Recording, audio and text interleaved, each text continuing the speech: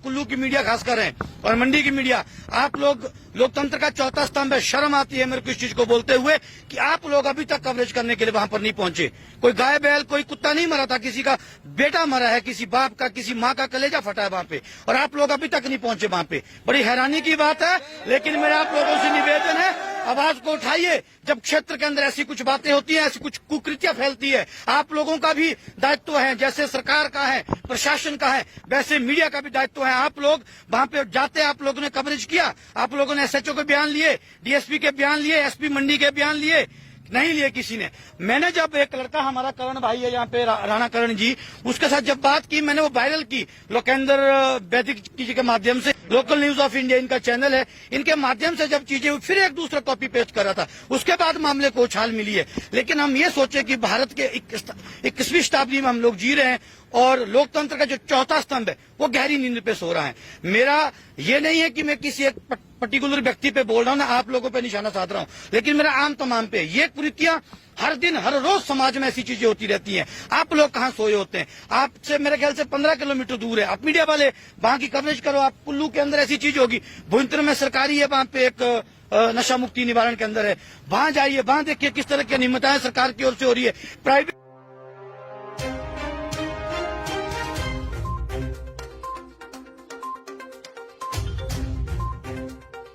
और 20 तारीख को उसके साथ मारपीट करके उसकी हत्या कर दी गई है।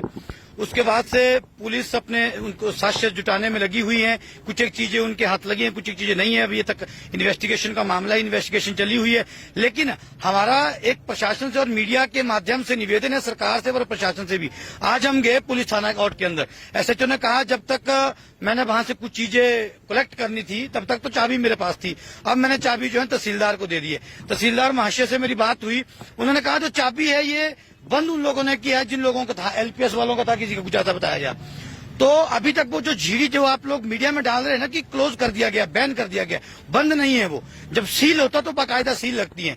तो हमारा सरकार से निवेदन है, माननीय मुख्यमंत्री जी से निवेदन है कि उसको सील करे। उनका एक और भी सेंटर है जो आपके बिलासपुर में चल रहा है, सॉरी कांगड़ा के पालमपुर में चल रहा है, नया सवेरा के नाम से। क्योंकि जो दिल्ली के लोग हैं ये हिमाचल प्रदेश के भोले भाले लोगों को ठगने का काम करते हैं और ये चिट्टा, ड्रग्स, ना जाने कई तरह के नशे सप्लाई करते हैं और अपने सेंटर की आड़ में रह के वहां पे सप्लाई करते हैं हिमाचल प्रदेश के लोग। पहले ये फ्री की आदत डालते हैं, उसके बाद जब बच्चा हैप्चुअल हो जाता है उसके बाद वो फिर मानेगा नहीं। जब वो आदी हो जाएगा किसी चीज का उसके बाद तो फिर पैसे के लिए भागेगा, तब उसको मिलेगा। ये जो वहां के जो चोरी चिटारी वाले लोग हैं, जो गुंडे, जो खुल्लर वहां से बंद किया गया, ये खुल्लर नहीं है मैन, इसका बाप और है एक, उसका नाम है अरविंद है शायद उसका नाम है, अरविंद है, असली बाप वो है। उससे जब बात हुई, हमारे किसी आदमी ने बात की, तो वो ये कहता है जिस दिन ये हुआ, ये वाकया वारदात घटी, जिस दिन हैप्पी की उन्होंने हत्या की, कहते मेरे को तो खुद पैरालाइज का अटैक पड़ गया।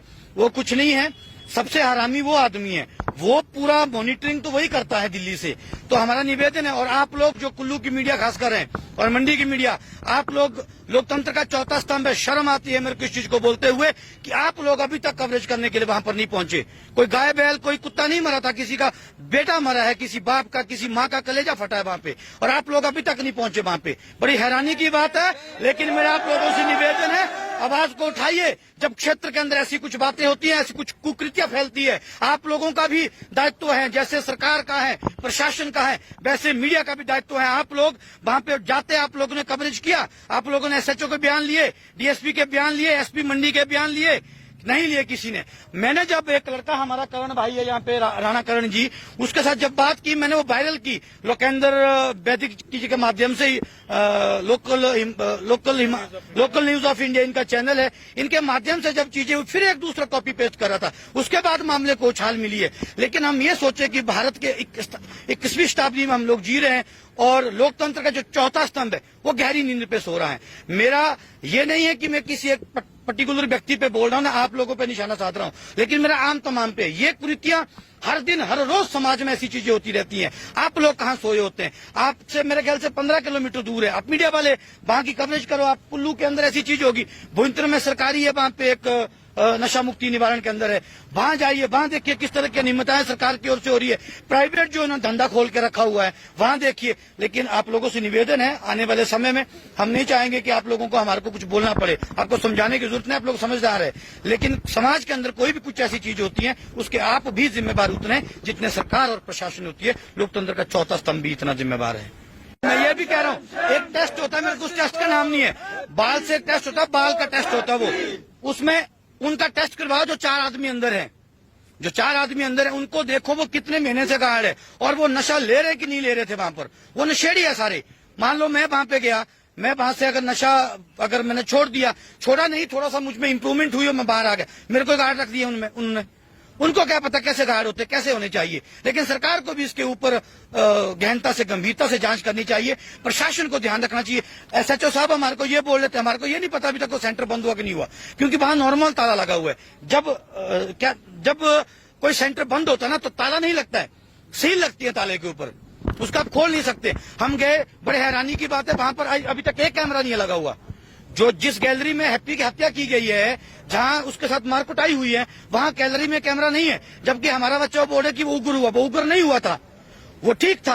पेन एक लड़के से उसने छीना जरूर था, लेकिन हिट उस लड़के ने किया था। अगर वो उग्र था तो आपने केयरिंग से उसको क्लास में कैसे भेजा?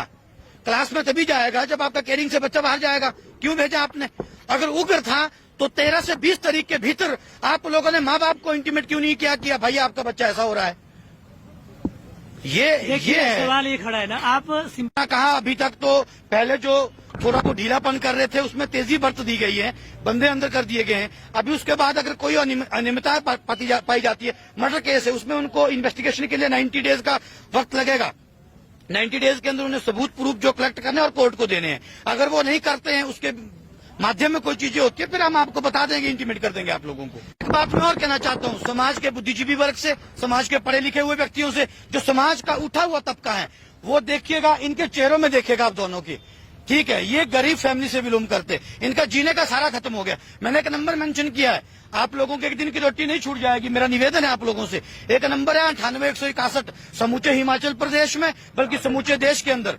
जो भी लोग उसको सहयोग करना चाहता वो करिए। वो गूगल पे नंबर है, ताबेराम के नाम पे है, 98,161 37,305। उसमें जो भी अपना कोई भी व्यक्ति अंशदान देना चाहते हैं, हम आपके आभारी रहेंगे। और हम सरकार को भी ये चेता रहे हैं कि अगर, निवेदन है सरकार से हमारा कि अगर इस मामले में कोई इस तरह की ढील बरती गई है, तो ये जो कोताही बरती गई, ये आज कुल्लू आनी से होते हुए, मंडी से होते हुए कुल्लू पहुंचा काफिला, ये समूचे हिमाचल प्रदेश में इस तरह के धरने और प्रदर्शन बाद में कीजिएगा। अभी हम शांतिपूर्ण तरीके